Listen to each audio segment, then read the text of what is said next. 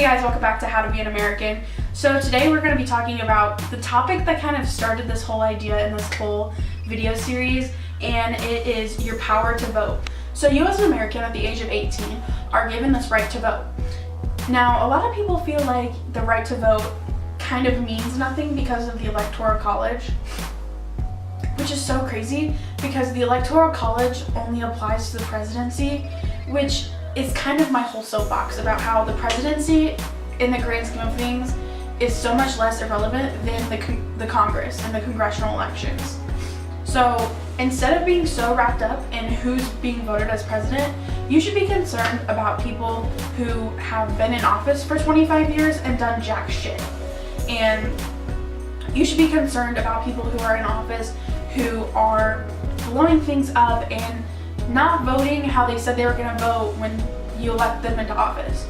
So when people run on their campaign, a lot of times they make a specific list of promises, and then once they get into office, they kind of vote either how their party votes, how they vote, or how many third parties support their campaign.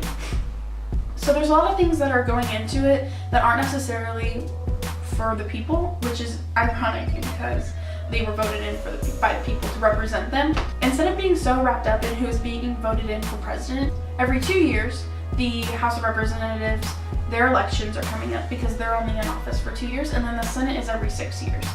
So people like Mitch McConnell, who have been in office since I believe 1984, and have honestly done pretty much nothing, and who's responsible for the 2018 government shutdown, those are the kinds of people that you should be considering not re-electing into office in this upcoming election.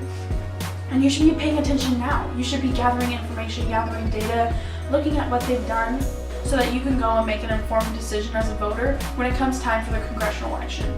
So instead of complaining that you as a person or you as a citizen of the United States don't have any power, you should be paying attention to the Congress and the legislators, and you should be paying attention to what they're doing and who you're voting in office instead of being so concerned about the president.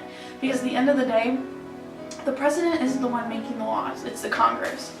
And the Congress can overrule something that the president does. So if the president vetoes something, it can go back into the Senate and the House, and they can 2/3 vote for it to actually be enacted. So it's really imperative that you're paying attention to who's in the Congress and paying attention to those congressional elections instead of just being focused on who the president is and being so angry about who it is or angry who it's not, or whatever it may be.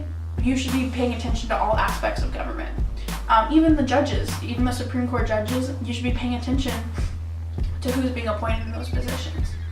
So it's not just about the president, it's about all the branches. And in government class, it might sound kind of cheesy, but they all hold each other accountable.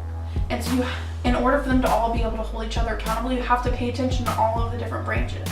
And I'm not telling you to spend hours and hours every day researching and following the news, because sometimes that might even be legit because, the media. But you should definitely be paying attention to what other people do, and you should be following the news, and you should be following the Congress and the kinds of things that are passed. And the only things that are brought up in the media are the negative and controversial things, because that's what makes the media money. But you have to go ahead and you have to take it upon yourself to be paying attention to those kinds of things that are happening in DC. So I think that is a super important point about how to be an American, and that's paying attention to all three aspects of government, not just the presidential aspect. Thank you guys so much for watching.